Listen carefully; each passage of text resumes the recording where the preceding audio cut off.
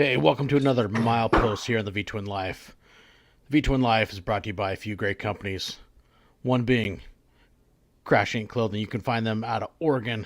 Great company, specialized in clothes, doing work on bikes now. You can check them out at crashinclothing.com. They got a lot of great stuff. Hey, head on over there. Maybe they got something you like. And we can't forget Wild Ass. You like pounding miles, you like riding, you want to be in comfort? Hey, maybe strap a Wild Ass under your ass and ride with an air cushion and be comfortable for hours. And can't forget Custom Dynamics, leading the industry in lighting LED technology. Man, these guys got some great stuff. So head on over to Custom Dynamics and check it out.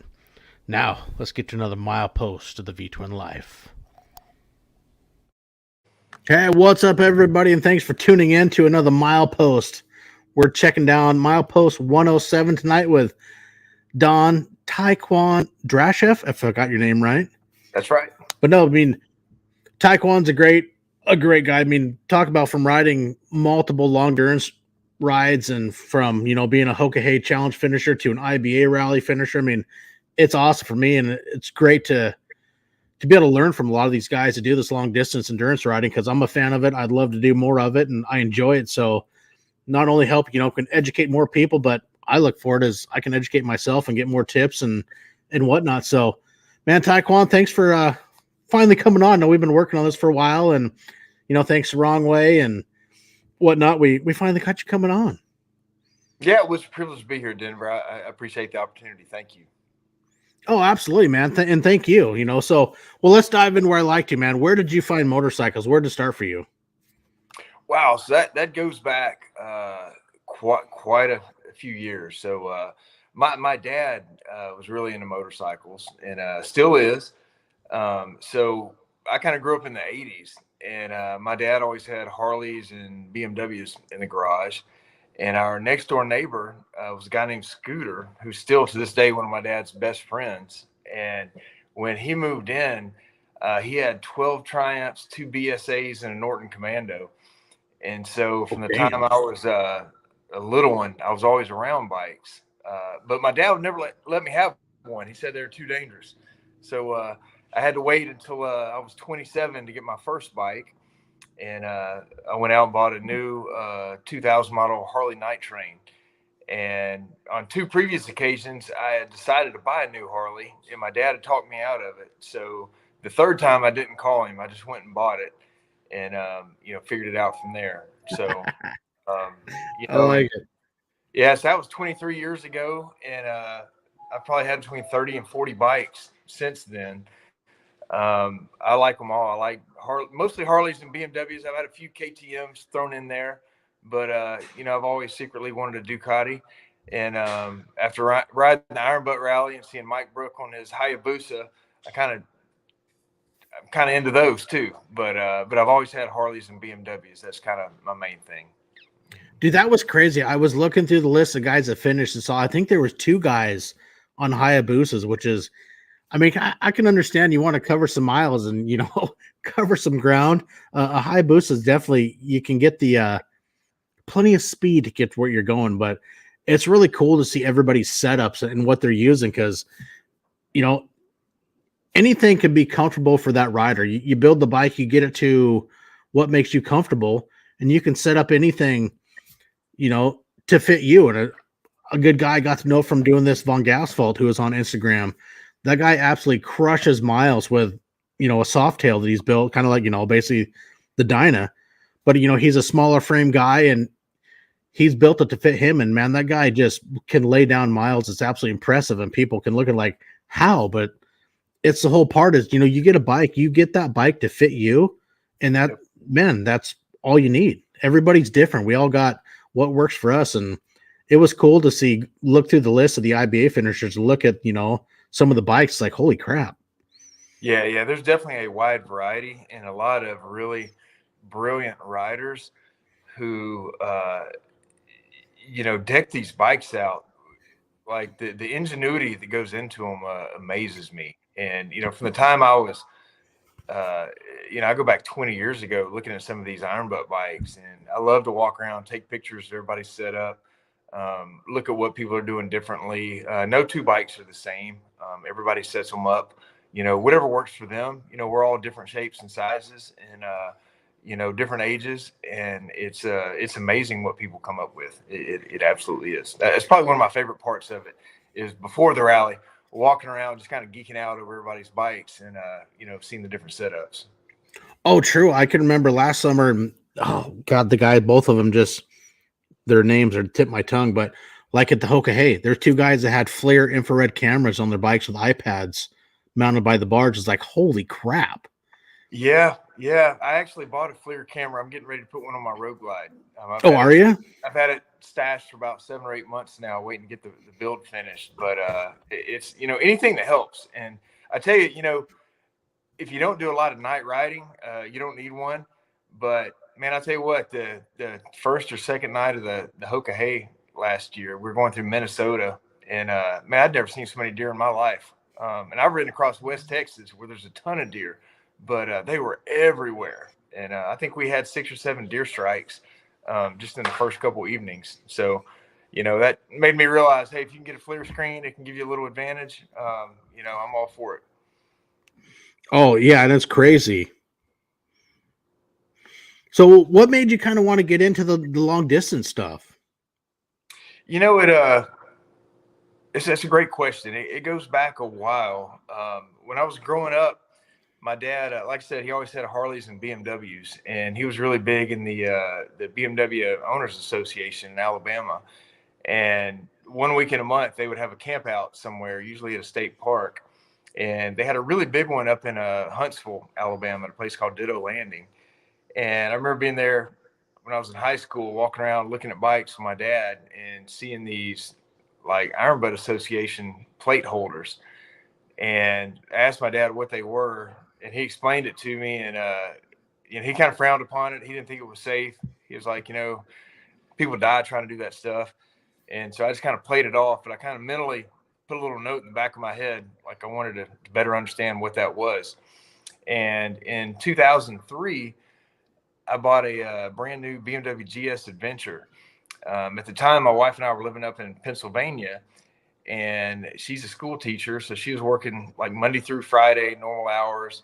I was working in a distribution center and was working the 3x12 night shift. And so I was off like 4 days a week, Tuesday through Friday. So I'd hop on that GS and throw in all my electric gear and stuff and just kind of ride all over Pennsylvania, checking stuff out. And that's when I kind of started getting into it a little bit. But then, life went a couple different directions, ended up selling the BMW. And it wasn't until 2008 that, I started kind of thinking about it again. And I'd flown out to Salt Lake City with a couple of buddies, and we rented some bikes and rode around, Utah, Colorado, Montana, Wyoming, Idaho. Just had a great time. And when I came back, I liked that BMW that I rented so much, I actually bought one. And my wife and I were hanging out around New Year's Eve, talking about New Year's Eve resolutions and stuff. And you know what? I think this is a year. I think I'm gonna get my Iron Butt plate holder. I've been thinking about it a long time. I've got this new BMW. I've got all the gear, and she said, well, when are you gonna do it? And I thought, I want to wait till the weather's right. I got to plot a route. I've got to figure out. And she said, why don't you do it tomorrow? And I was kind of taken aback and then thought about it and just said, okay. So we got up at midnight. She went down to the local gas station with me. Back then you had to have a witness. So she took a picture, got my gas receipt, rode around 1,100 miles, was back in time to watch the Alabama football game that night. And, submitted all my stuff and got my IBA tag. But even after that, like shortly after that, I ended up prospecting with a motorcycle club. And, that takes a lot of time. Been doing a lot of riding with those guys. I got more into like Harley Dynas and FXRs and, still had a long distance bike for, some of the long runs we do up to Washington, DC and back and stuff. But really was just pretty much blasting around the Southeast on my Harleys, the Dynas and the FXRs. And, a couple years later, we had some guys in the club that did the Hoka Hey. And I'd never thought about doing something like that before. But when guys you ride with and and you've hung out with, when they do it, you start thinking, man, if they could do it, maybe I could do it. And that's kind of where the seed got planted. And then in 2020, my good buddy Jeff Chauncey signed up for the Hoka Hey, and he texted me and he said, hey, it's starting in Panama City, Florida. It's close to us. Let's do this. And so I was like, heck yeah, man. I signed up. And then a couple months later, felt like my heart wasn't in it. And just thought, you know what? Like, I'm not doing this, man. I need to buy a new bagger if I'm going to do this. And just financially, I got some other things going. And so I called Beth and actually withdrew and donated my entry fee to the Mile Monsters with the intent of, reapplying in 2022. And so when the 2020 Hoka Hey actually went off, I was following all these guys on Spot Wallet on my phone. And the whole time I kept thinking, why am I not out there with these guys? Like, I can't believe this. Like, this sucks. And those guys rode really well. We had several guys that were in it. They all did really well. And, it just made me want to do it that much more. So between 2020 and 2022, I put a plan together to, get a new bike, to start racking up the miles, preparing for the Hoka Hey. And I racked up a lot of IBA certifications doing that prep work. And a lot of those rides I did with Jeff. Like, we crisscrossed the country at least 4 times on different rides. And so while we were prepping for the Hoka Hey, I started thinking, man, you know what? The Iron Butt Rally is the year after the Hoka Hey. They run them every 2 years, and they stagger them so they're not on top of each other. And I started getting this idea in the back of my mind that, like, you know what? Like, maybe the Iron Butt Rally too. Like, something I never thought I'd be able to do. And so while I was prepping for the Hoka Hey, racking up all these certifications, I went ahead and applied for the Iron Butt Rally. And while we were getting ready for the Hoka Hey, an opportunity came up to buy a motorcycle that was already rally prepped from none other than James Owen himself, who at the time was the only rider in the world who had won the Iron Butt Rally twice. And so when he decided to sell his bike and get a new one, I jumped at the opportunity to buy it. I figured that would take one part of the equation out of the way where I wouldn't have to worry about the bike. I could work on myself and my experience. And, there's a lot of time that goes into, route planning, using Garmin Basecamp, working with your GPSs and stuff. To me, that's probably the hardest part. I think everybody. I can imagine. Yeah. There are a lot of people that can ride the wheels off the bike, but there's a whole level of complexity that comes along with it. And so anyway, when James's bike came up for sale, I bought it, but I just stashed it away in the garage because I was still prepping for the Hoka Hey, working on the Pan America. And, I guess that's how I ended up here. But just a quick side note, James Owen actually just won the IBR again. He is a living legend. So he was the only person to ever win it twice, and he just won it for the 3rd time. So, which is freaking amazing, because if I remember, I look at saying he rode over 14,000 miles in 11 days. Yes, that is crazy. That is crazy. Like, that is damn. Yeah, a lot of us thought we were putting the miles in, and at the awards banquet, and they said over 14,000 miles. It was just like, wow, like, he's on a whole nother level. And but he's a super, super guy, and we've become friends, since I bought the bike from him. So I feel privileged to be one of his friends. Oh, that's awesome. And, and what's cool about, I follow both, the Hoka Hey, it's kind of, the whole turn by turn directions. You got to navigate through everything else. But then you get to the IBR rally, you get, my understanding, I haven't written it. So, but basically you get, okay, you start, say this year, Philadelphia, say, be in Nashville, Tennessee in 3 days. And here's all the, your bonus points, basically your scavenger hunt of places to see. And it's really intriguing and kind of, it seems a lot fun because then granted, you got to ride, you got to put down the miles, but in a way you're seeing the country through a different set of eyes, because you're going all over the place, it seems, to find these little destinations, get your pictures and whatnot that you got to do. And it just, I think the RBR rally would be so much fun, but granted, it's not something you can sign up for. You got to apply and get accepted, but it just seems like it'd be just a blast to do. And I can understand the mental part of it and the physicality of getting to the finish line, but it just seems like it'd be so much fun. You know what? It is. When people ask me about riding 11,000 miles in 11 days, it's you're on the bike anywhere from 20, 22 hours a day on average. But it doesn't seem like a chore. It's like people that like to play golf, go play golf all day. It's like if you like to ride motorcycles, you ride motorcycles all day. And that's a good way of putting it. That's a very good point. It's I look at it that way. And yeah, sometimes, there are long days and you're tired and stuff, but you know what, when you're sleepy, you pull over, go to sleep, take a little power nap, get back on it, and you keep going. And to your point, it's through long distance riding. I've been able to go to a lot of places, a lot of states, a lot of neat little one-off little towns and stuff that I probably otherwise never would have been to.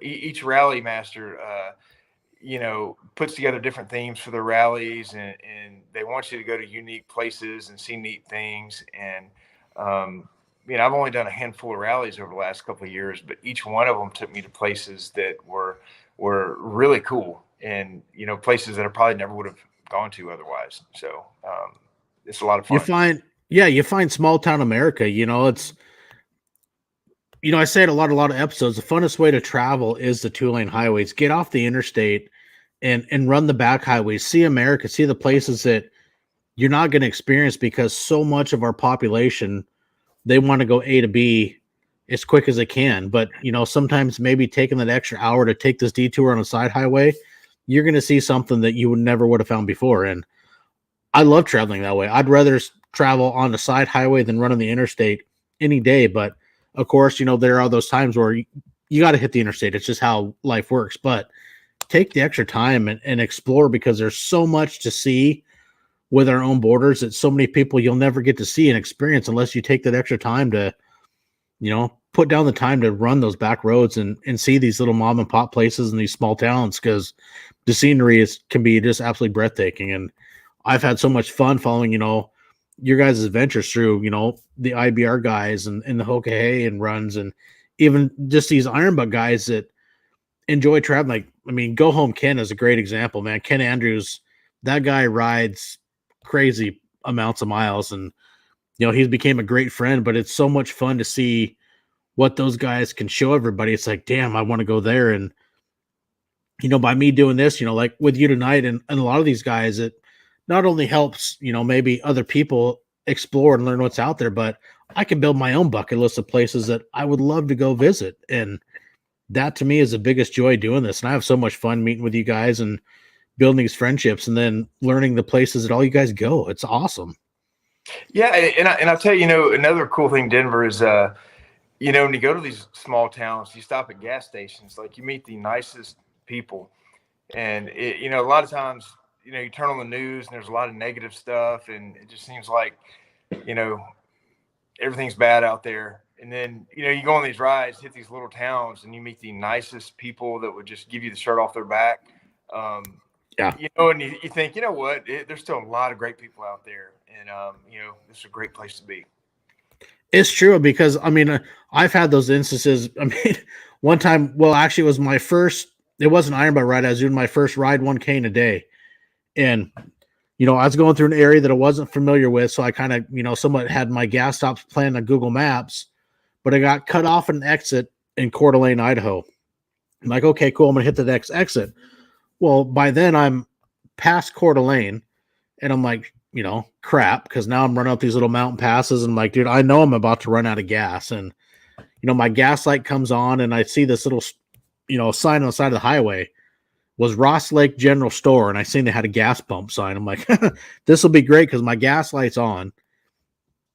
I pull in there because I got, an 04 Harley. So I got a 5-gallon tank, and I took 4.9 gallons of fuel. But I met this old guy that was there, him and his wife were getting fuel, and he used to ride. I think he said he had a gold wing, but sold it. And, we're talking motorcycles, and it was fun to meet those guys, that interaction. And, what should have been, a 2-minute fuel stop turned into like 10, 15 minutes. But I had the most cool conversations with, with this old farmer in the middle of nowhere. And it is the camaraderie. What's so cool of, exactly what you're saying. You get to some of these small towns, it might just be a simple gas stop, but somebody there will see your bike, or maybe you got a sticker on or something that sparks a memory, and you get to hear some old cool stories, and somebody and all of a sudden is reminiscing and remembering stuff just because you're there on a motorcycle, and it's so much fun. Yeah, I was going through Minnesota, and it was early in the morning. Sun was just coming up, and I realized I needed to tighten the chain a little bit on the Pan America. And, I just had the bike service before the ride I was on, so I didn't figure I'd have to mess with the chain on this ride.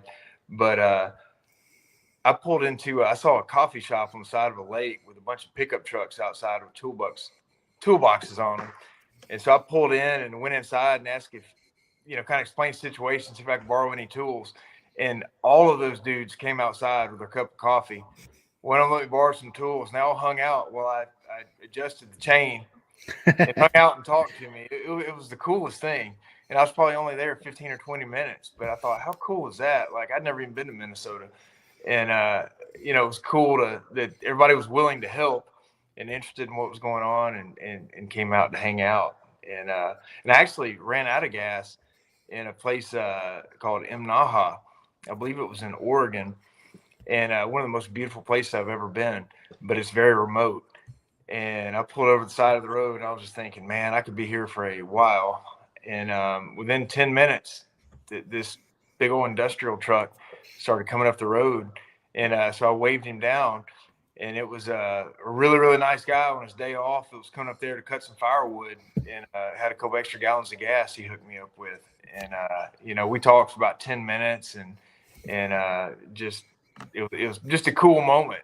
And then was able to move on. But, it would have been very easy for him just to like keep going and leave me sitting there. So I appreciated it.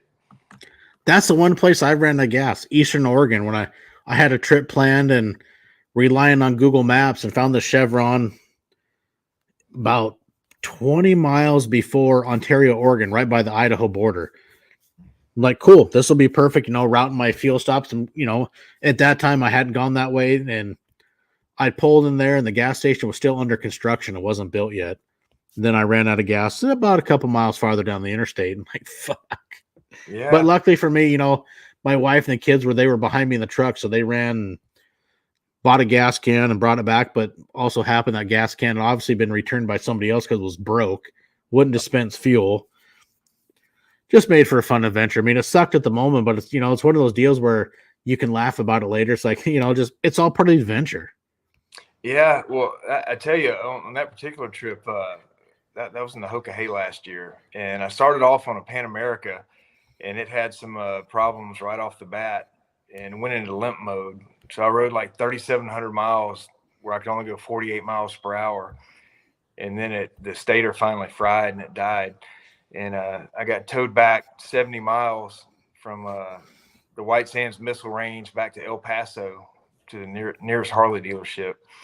And they were closed for the evening, so I just hung out, grabbed some sleep, was able to get a new bike, a roadglide, the next morning.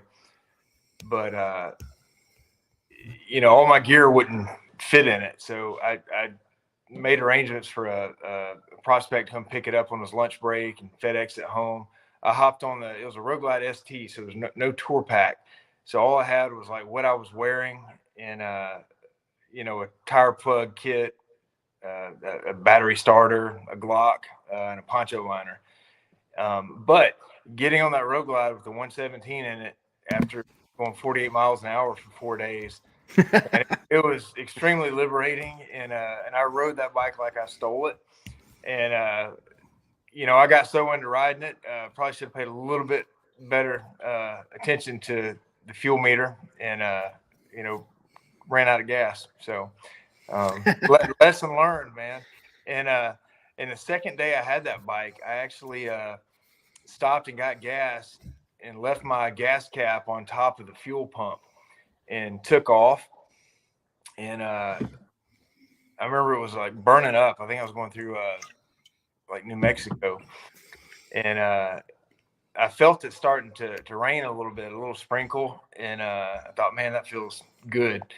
And but then I realized it smelled like gasoline, and I looked down and realized, I'm going down the road 90 miles an hour without a gas cap, and gas is like floating up. So I rode about 6,000 miles with duct tape over the hole in the gas tank for that. So, and it was funny after we got finished, and I was talking to a bunch of the other riders. One of them was like, "Yeah, I brought an extra gas cap just in case I did that when I was tired." I thought, man, lesson learned. I'll add that to my list. Like, that would have been handy. I always got worried about that too, because I always had the habits. Like, I would pull the gas pump and I'd set my fuel cap up on top of the pump. But then it was, one of those years for Christmas. My daughter's like, "Hey, what do you want?" And I'd seen in the Rick Rack little magnet. Yeah. It's covered in like a non-stick and goes on your gas cap. So you unscrew it, you just stick it to the gas tank. I'm like, I want this. And my daughter got it for me Christmas. And I think that's probably one of the most handiest things is like unscrew it, you flip it over, and you stick it right on your gas tank. Yeah. I mean, it doesn't scratch because it's got, a non-stick, coating over the magnet. And that was, the best little inexpensive Christmas gift ever was that Rick Rack magnet. I freaking love that thing. Yeah. I know since my dad's got one, I know he bought one for his buddy Todd that he rides with. And it's just a little, I don't know if you can call it a, cheap piece of security, but it's just real easy because your gas cap never has to leave your tank. It's like you just stick it there and fill up, put it back in, and your gas cap's always there. So it's one of those things I love, and I swear by it. Yeah, rookie mistake, man. Lesson learned. But yeah, I'll have to check out that magnet. I'll send you the link for it. It is super handy, and it's a little $15 piece that, man, can add miles of security. Yeah, it's a lot of the other manufacturers have gas caps that just flip up and don't detach. I noticed that a lot of BMWs and Yamahas and stuff, but yeah, definitely operator error on that one.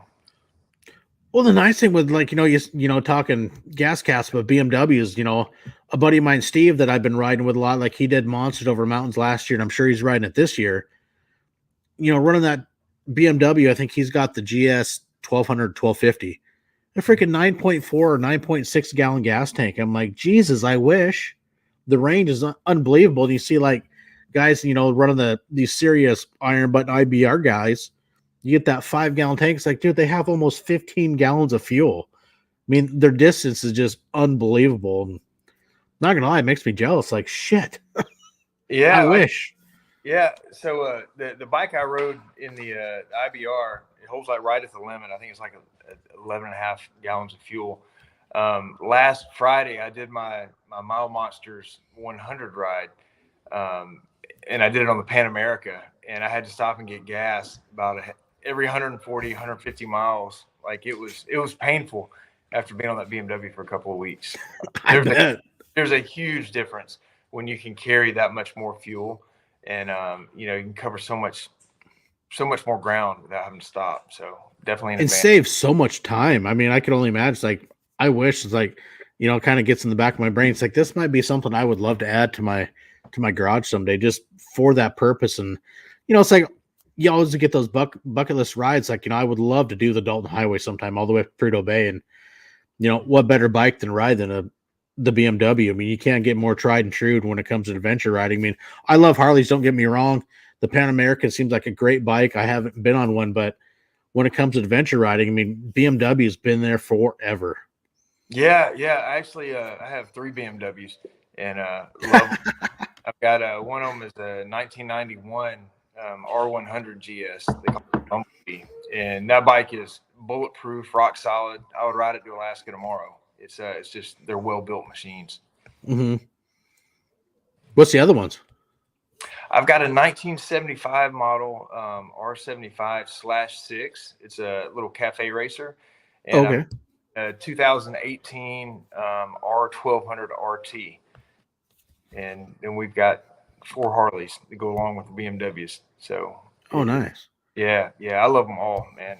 But we're constantly buying them and fixing them up. And, every couple of years, see another shiny object and we'll sell one, trade one, whatever. We had 979 goes 1,565 miles Friday with 4 gas stops. The auxiliary tank is a game changer.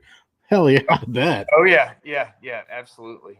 And especially when you get out west where the speed limits are higher, man, you can cover 400, 450 miles without stopping to get gas. It is a game changer for sure. Oh, I bet it is. Yeah, especially in those situations. Plus, I mean, you can run that much longer and you're not getting off the bike, when you're really wanting to lay down the miles. Especially, I mean, I would love to do a coast, the 50 cc's in the near future. And that would be huge. But, I mean, I don't see that happening for me with, an upgraded bike or whatnot. But I still want to do that 50 cc soon. I think it would just be a blast. And I was doing the border to border insanity because I'm up, in Western Washington, head up to Blaine, do the border to border down to San Ysidro, hang out for a day and then go do a 50 cc would be just awesome. Yeah. There's so many great rides out there. Like, I mean, there are even rides that I haven't heard of. I'll see people pop up on the Iron Butt site with a ride they just did. And I'm like, oh, wow. Like, I didn't even know about that one. I know Reef and Solo did one last year. It was it started in Mexico and went up to Canada, covered 3 countries. And I think it was from some sport bike club out of California. Well, it's the 3 Flags run. It is an Iron Butt run too. That is it. I thought, I'd never heard of it. And I thought, man, I might want to do that sometime. That sounds pretty cool. Yeah, there's a 3 Flags, and then there's, which I think actually might be the SCA, the Southern California Association. Then the Iron Butt has the border to border insanity, which is the Mexico border to the Canadian border. Okay. And then there's also the God, I can't remember the name. There's one more of those, but you have to stick to I-5. You cannot divert your tracker or divert off I-5 for traffic for anything. And so they might have gave you an extra couple hours. I think it might be a 26-hour window, but you have to stay on I-5 the entire way. Okay. Yeah. Yeah. A lot of neat stuff out there. So people are constantly coming up with new stuff and doing it. And, so it never gets old. There's always something interesting. Yeah. Wrong way. Yeah. The 3 Flags Classic. That's what it was. Yeah. Yeah. Yeah. I think you get a cool belt buckle for doing that one too. Well, it's just cool, because the comical thing, I can remember years back, I talked to my dad about when I first wanted to do an IBA ride, go get my Iron Butt. He's like, you're stupid. I don't know why you'd want to do that. And, he gave me all kinds of shit. And it was a few months later, we're doing some work up in his garage. He's like, hey, did you see my little award, my plaque on the wall? I'm like, well, no. And I look over there and there's his Iron Butt, license plate frame hanging on the wall. I'm like, what the fuck? He's like, yeah, some of the guys went and did it, a couple weeks ago. I'm like, and you ridiculed me and you went and did it before I could. I'm like, you're a prick. Yeah. Well, I'll tell you, when I did my first Iron Butt ride, I didn't tell my dad because I knew he would not be happy about it. And he was down. My parents still live up in Alabama, and they came down to Florida to visit. And Dad was looking through some pictures, and my wife Susie had baked a cake for me, and had it when I finished from the Iron Butt ride. She had this cake made for me to say congratulations on your Iron Butt ride. And Dad saw the picture and he said, "What's this about?" And so I told him, and he just looked at me and he said, "Son, I would rather you smoke pot than do that stuff." And, we got a good laugh out of it. My dad, he military guy, he's very strict, and but he doesn't like me doing all these long distance rides, and I get it. It was, I guess when I was a kid, he was doing a lot of rides and stuff. I'd worry about him, but now he worries about me. So I completely get it. So I try to keep him updated and let him know where I am, what I'm doing, so he didn't have to worry or anything. And that's kind of cool nowadays. With, I've been finally got it figured out, with the spot wallet tracker, which I think is super cool. You can share the link with friends and family so they can kind of follow along, know where you're at. And, it took me a little bit to figure that out, but I think that's a great piece to have just to help friends, and those family members follow along to know where you're at, that, hey, everything's okay. You're still moving, or what's going on and where you're at. Absolutely. I think it's a great tool, and it gives people, peace of mind when they're tracking you. I would just say, remember to turn off. There's a little button on there you can click that disguises the speed. Yeah, that one bit me in the tail. Yeah, I had to explain to Dad why I was doing 93 miles an hour in the middle of the night, and I was trying to explain to him, it's like I had to get a gas receipt from this place before midnight, and I was really close, and but so lesson learned. Or it's like, hey, let me introduce you to my friend Ken Hopper. Never forget Florida, or not Ken Hopper, but Ken Andrews. Yeah. Now, I tell you, those are some great guys too. Guys like Ken and Chris Hopper. They get out there and lay down the miles, and they're some of the nicest guys you've ever met. And just very humble. To talk to them, you'd never guess how many miles they'd ridden. And they're very informative. They're not. Yeah. There's no ego to it. It's like, hey, I'm looking doing this. Cool. Do you need anything? Do you need, how can I help you? You think you got stuff figured out? And there's no ego to them. I mean, they've done it, and they're absolutely amazing long distance riders, and they're super informative and always willing to help you out. It's like, if you have any questions, I mean, they'll answer anything and help you out however they can. And it's just, I think that's so awesome. Within, you take the community, the motorcycle community as a whole, then you could lump the long distance rider community inside of it.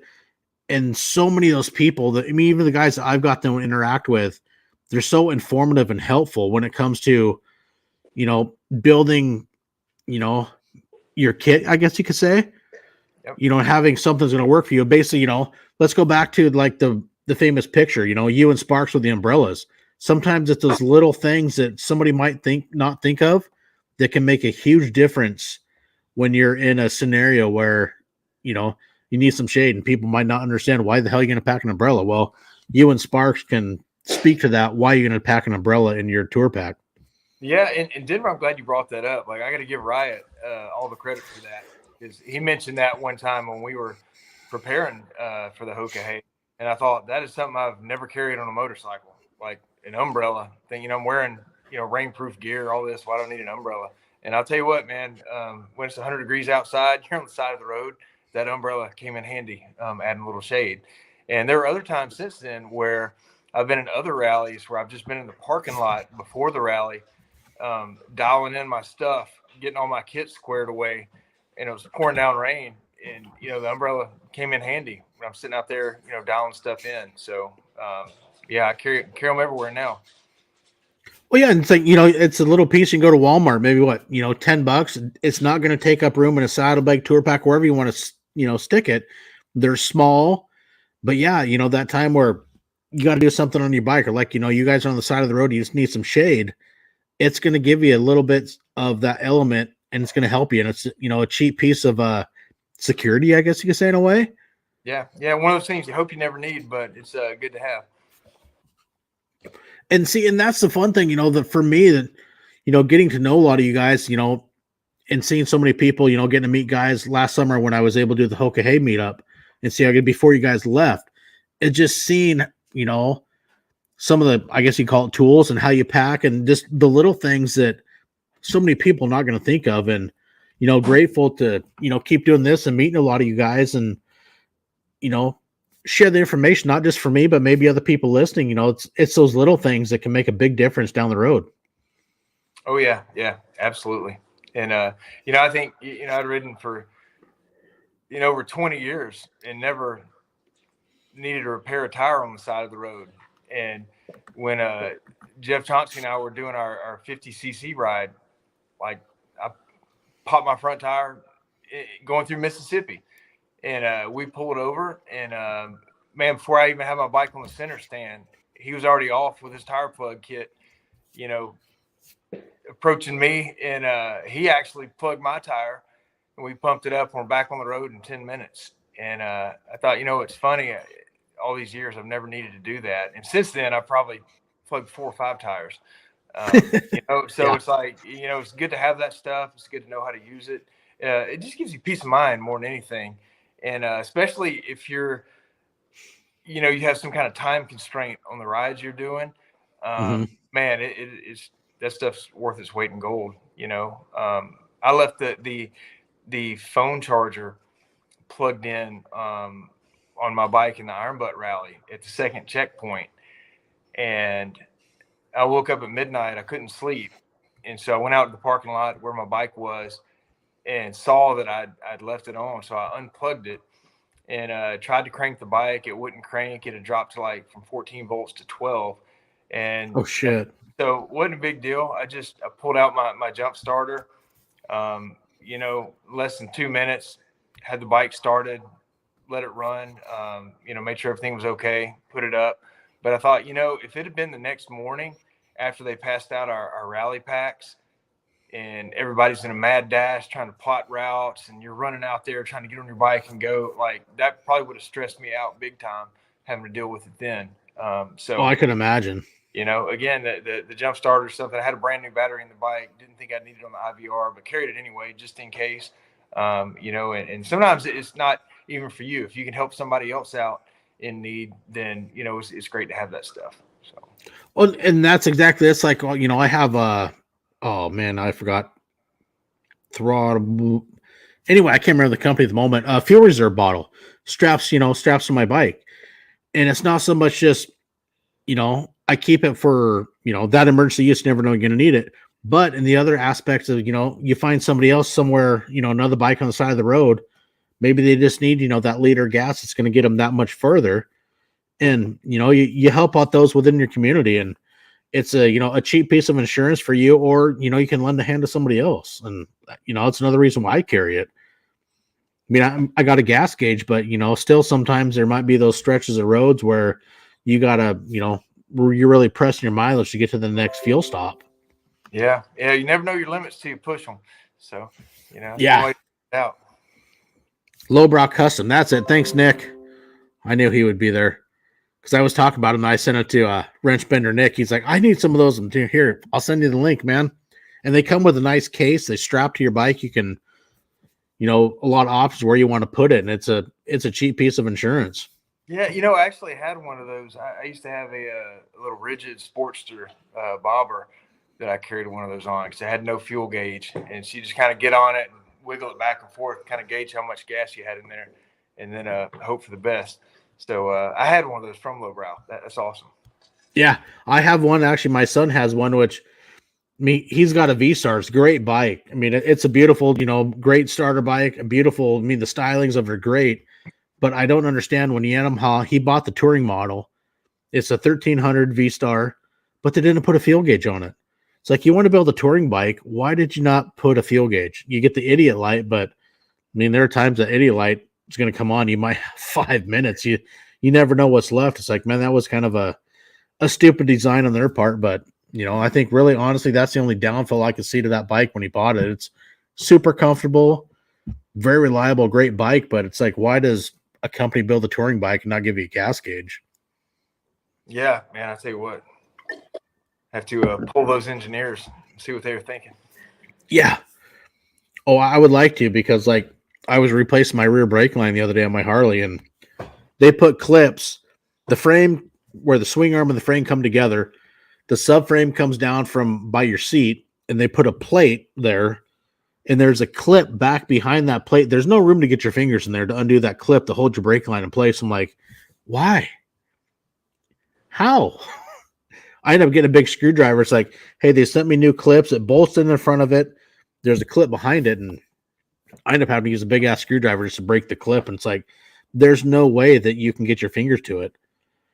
But it's one of those spots, like there's no reason for it, because there's a clip, 3 inches behind it by the caliper, and the bolt's 3 inches in front of it. The line is bolted to the frame, but they just want to make it an absolute nightmare to replace that brake line. It's like, this is just messed up badly.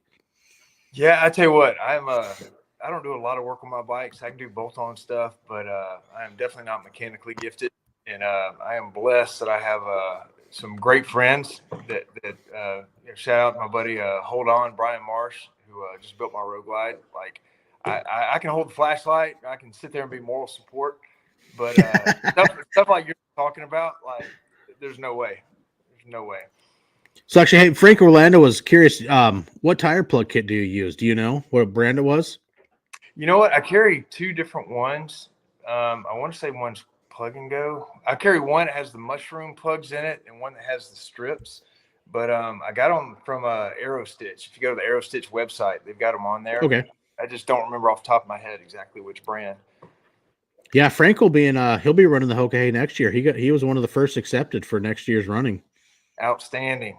Frank's awesome, man. I love that guy. We call, old man Frank. He can flat out mob, and we had so much fun with him last year doing Monsters Over Mountains with my friend, Steve and Brad Columbus and Milkweed. He's, the booze fighter out of Hermiston, Oregon. He's part of the Moses Lake guys. Okay. But yeah, I mean, you'd be surprised. Like, you look at Frank's like, this guy's not going to keep up, and Frank will leave you in the dust.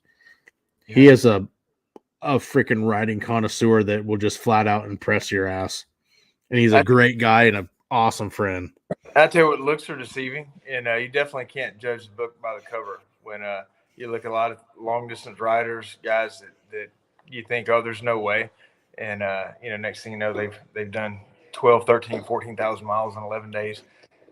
Looks are definitely deceiving. So. Oh yeah. Well, I mean, like, was it last week? Frank did a bun burner gold from Yakima to Brainerd, Minnesota. It was like 2 months before that when he went down to the Taco Run. He did a 4K in 4 days, and he is just a riding fool, and he's an awesome friend, man. I love that guy. Yeah, I want to be like Frank when I get old. That's all I got to say. Yeah, well, do it, man. You can do it, Denver. And that's the coolest Taco Run, man. That is a great event. I actually went for the first time this past year. Jeff Chauncey and I rode out there and had an absolute blast. And we're able to stop by and see Chris Kyle's gravesite in Austin, Texas. Oh, that'd be awesome. So, that was really, really something cool. And it was Jeff's idea. I'm usually just like, I'll bolt out there and bolt back. But that's one of the cool things about riding with Jeff is he always wants to get off the path a little bit, and he's got things he wants to see, and I appreciate that. Well, it's kind of like if you follow along with like Chris Hopper, he'll be riding, all of a sudden next thing picture you see he's out fishing somewhere. Like, what the hell? Yeah, that's crazy. I'll tell you what, following Hop's post, there are a lot of places he's been that I've never been that I want to go. He went somewhere, I think it was up in Kentucky, where somebody built like a life-size replica of Noah's Ark. And I'd never even heard of that. And it's like on my list now of places I want to go check out. Actually, it's funny. Frank actually commented he met you at the Taco Run. He was with Wrong Way. Oh, okay, man. Well, cool. Good to see you again, Frank. I know Frank's like, hey, what are you doing this weekend? We should ride to the Taco Run. I'm like, I can't swing it this weekend, Frank. And Frank did. I mean, yeah, it's awesome. I hope next year I'd love to go down. It'd be super freaking cool to go meet a lot of those guys. I tell you what, the people that are there, like, the best people you'll ever meet. And the location there in Medicine Park, Oklahoma is really, really cool.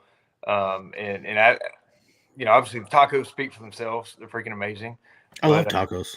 Yeah, that's an event John Levins, I believe, puts together. He's on the board of directors for the Hoka Hey, and another super guy. But that's a great event. Like, if you're thinking about getting into long distance riding and you just want to meet some people and see what it's all about, if you're anywhere near Oklahoma, like in April, that's a great place to just go rub shoulders and meet people and see what it's all about. Oh, absolutely. I think it'd be super cool. I mean, and the fun thing, it's like I followed a lot of this stuff for years, and now I've getting to meet more people. And I mean, I don't put near the miles a lot of the guys do, but I enjoy doing some IBA rides. I enjoy, challenging myself and push myself to do more. And, it's fun. I enjoy it. That are all, you always meet the people like, why would you do that? Well, because it's fun. You do one, and all of a sudden you realize how fun it is. Like, oh, I got to do this again. And they're addicting. It's a absolute blast. Yeah. It's it's a great way to, get out and see the country and enjoy it, have fun. And you meet the coolest people out there. It's funny though, when you start pushing yourself, trying to do more than, you think you can, and then you see somebody like Hoff that rides 100,000 miles in 100 days, and you're like, yeah. You're like, what? If he can do that, I could probably ride a couple of days. Like, yeah, I think I could do 3 days. If Hoff can do 100, I'll do 3. Yeah, no problem. Yeah, absolutely. So, but no, if you think about it, if a guy's riding solo, it's like, hey, there's an event going on somewhere. It's like, well, shit, that's 1,500 miles. Well, okay, cool. Maybe I could do, a BBG and get there and then, spend 2 days and turn around and do it again. And that's the fun part. It's all part of that challenge. Hey, can I do this? And, challenge yourself. And, Ken Anders made a good point. You got to learn yourself to learn to know when there's difference between being tired and being sleepy. And you got to learn that. And, kind of once you figure that out with yourself, and man, it's like, well, Wrong Way put it a great way. He goes, after I got into long distance riding, everything in the country sure got a lot closer and doesn't take as long to get somewhere. And it's very true. Yeah. And I think especially if you live in Texas, you're right in the middle. Like that is true. Like you can be on either coast, in a day and a half. It opens up, it gives you a different perspective. I'll say that. Like very true. That's a good way of putting it. The first time when Jeff and I rode from Jacksonville Beach to San Diego, it kind of blew my mind to think, wow, like we're in Jacksonville and like 37 hours later, we're standing on the beach with our boots in the water in San Diego. Like it was hard for me to wrap my mind around that. But then once you do it, you think, heck, man, I can get pretty much anywhere in the country in like 2 days. Like that's pretty wild. And in the Iron Butt Rally, like we started in Pittsburgh, and on leg one, I went up through New York, went to Vermont to the original like Ben and Jerry's ice cream location, then on to Bar Harbor, Maine, then back down through Massachusetts to Tulsa, Oklahoma, to the first checkpoint, and then for the second Pittsburgh to Tulsa, was that 3 days? Yeah, it was. I want to say 2.5 days, maybe a little less than 3, and then from Tulsa went south down through like Texas, New Mexico, Arizona. I actually did like 1,738 miles under 24 hours on the way to Santa Monica. Damn. Rode through LA, went to Santa Monica Pier, went through Las Vegas, up through Utah. So you had better luck at Santa Monica Pier than Jeff did. Yeah, I tell you what, that was the reason I rode all night, because I did the math and realized that I was going to get there around lunchtime. And I thought, you know what, I can ride all night and get there at 7:30 in the morning. And then I can get out of LA, pull over on the side of the road, take a quick cat nap, for 30, 45 minutes and be good. And so that's what I did. But somebody saw you, Mess 533 saw you at the Santa Monica. Oh, no kidding. Wow. Yeah. Well, it was cool when I was pulling in. I saw Mike Brook pulling out, like when I was about 45 minutes from the pier, and I knew he's one of the top riders. So that made me feel like at least I'm plotting my route right and going the right way. But he finished way ahead of me and racked up a lot more points and miles than me. But it lifted my spirits a little bit seeing him, pulling out there. So I know, like, talk with, Jeff last week, and, you made the comment about using Basecamp, plotting all of your stuff, which I'm not familiar with Basecamp whatsoever. Now, is that, basically a Garmin tied with Garmin somehow for mapping? It is. It's a Garmin program. And in these rallies, the rally master usually sends out the information in like GPX files or CVS files. I get them confused. CSV files, I believe, is what they actually are. And you pull this information and filter it and send it into Basecamp, and it plots up little points all over the country. And people have got various methods they use for, color coding or different shapes for different bonus points. So they kind of jump out at you. I thought I was pretty high speed with all my route planning. And then I realized that a lot of these guys, like the Iron Butt Rally, all brought like HDMI cables, and they had their laptops plugged up to these like 60-inch TVs, like in the room, where they could see everything. It kind of jumped out at you. And I'm like, wow, man, I didn't even think about that. So, but Garmin just helps you construct the routes and then export those routes to your Garmin like Zumo or Zumo XT device. A lot of guys don't use them. I don't think Ken Andrews uses Basecamp, and obviously he is an incredible long distance rider and places really well in like all the rallies. So it's just whatever you're comfortable with. Garmin it's kind of a tricky program, but after you play around for a little bit and you get the hang of it, it's not so bad. I watched a lot of videos on YouTube on weekends, learning how to use it, practicing, and it seems to work well. But there's all kind of different methods out there. It seems from following some of the the forums and the Facebook group that Basecamp is something a lot of guys use. Which I mean, I've never played with it, so I know absolutely zero about it. But it seems to be the popular one to go to. So I was just kind of curious and asking on that part. Yeah, it's an old program, and I don't know if Garmin still supports it, but hey, it's what's out there now. I'm sure, like in the next couple of years, they'll come out with something better. And Like wrong way. Go home. Ken has a computer between his ears. Yeah, I think he does. He does. I'll tell you what, Ken is an awesome guy. I probably talk to him at least once a month, and I swear to God, every time I'm on the phone, he's riding somewhere. Oh, I'm just riding, man. What's going on? And you get the old half-hour conversation. But Ken is so cool. That guy. I mean, I honor him and privileged to have as a friend. Ken's a crack up. Yeah, I tell you what, I think you could probably spend a month with him and still not have heard all of his stories. Like, he blows me away every time I see him. Like, we start talking, and I'm like, God. I'm telling you what, dude, if you've never listened to the episode on the Wild Ass podcast with him and Craig Johnson, you've got to listen to it, and so you can understand butthole darts. That's all I got to say. You're gonna have to listen to Wild Ass. I heard that one. Yep. Yeah, that was something else.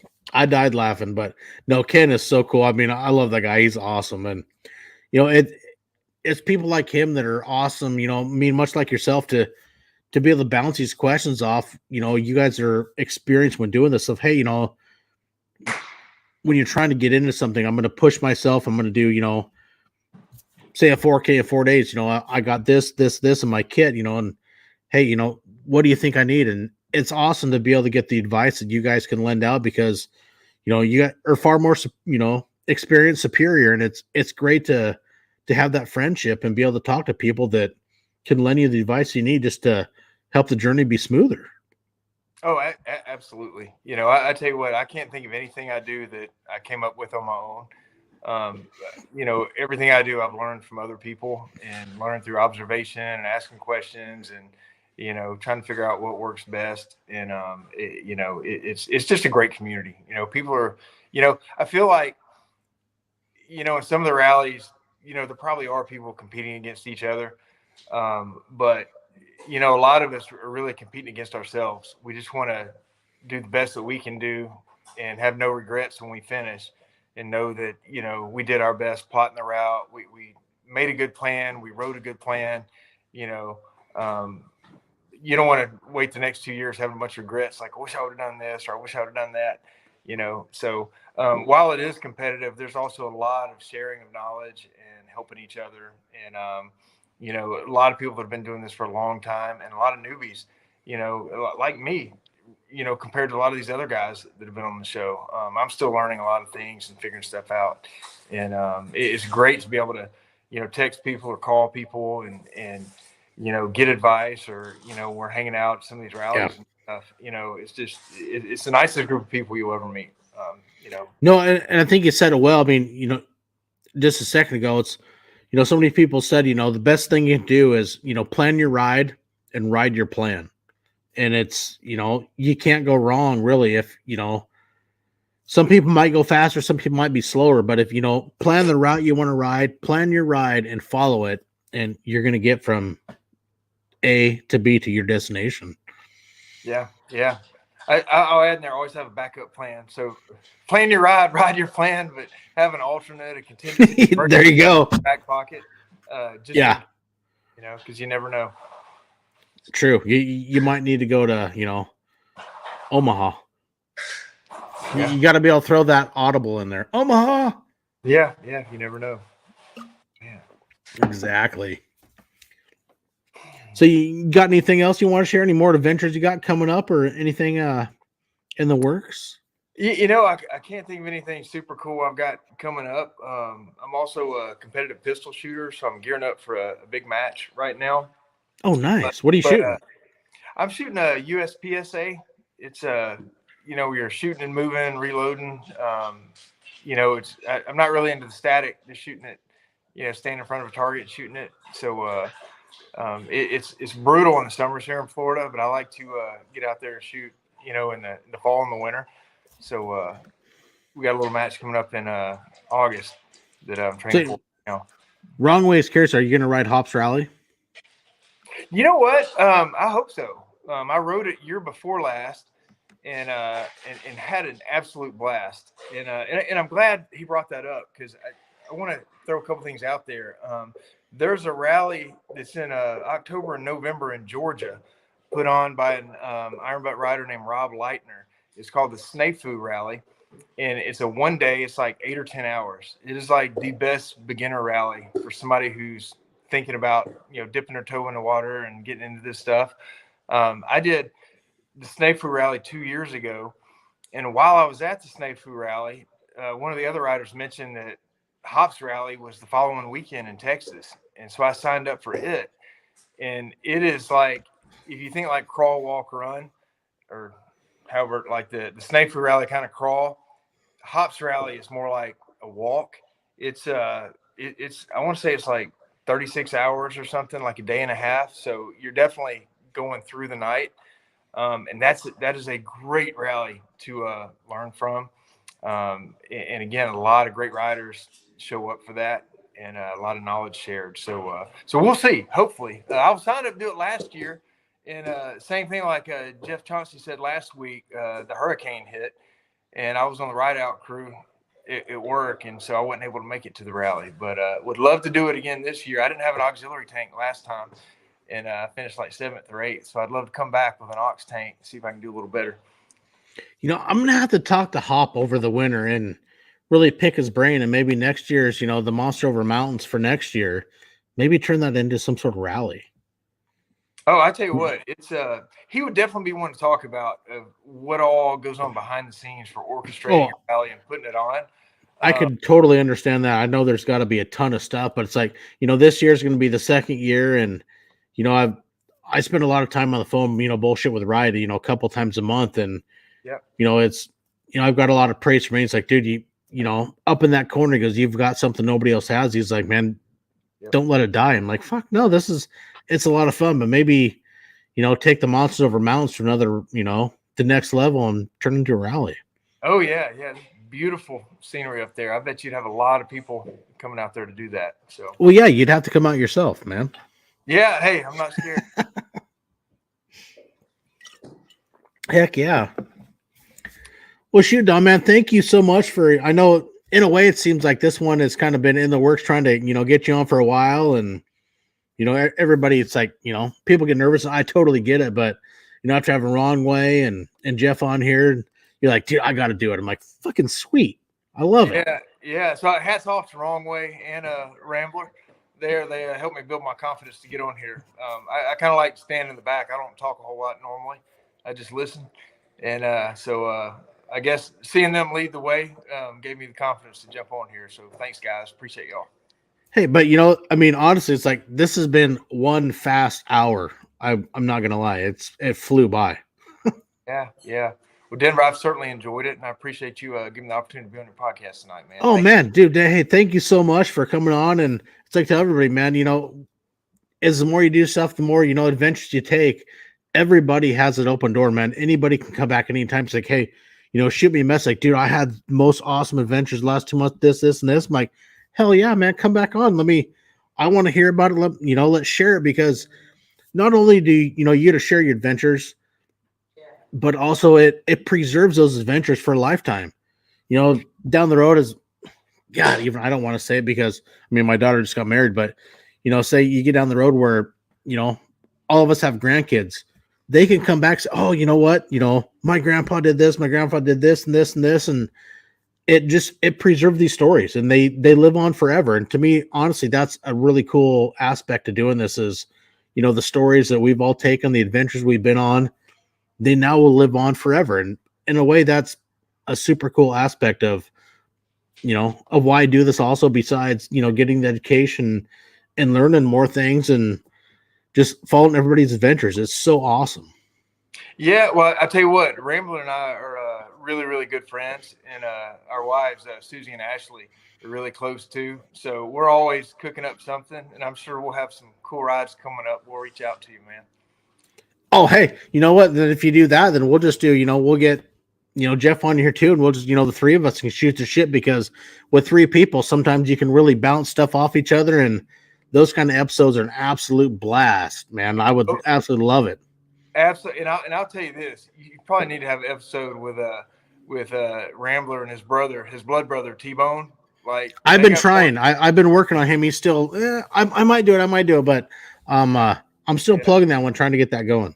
Yeah, they will keep you laughing for an entire hour, I promise. I would absolutely love it. That'd be awesome.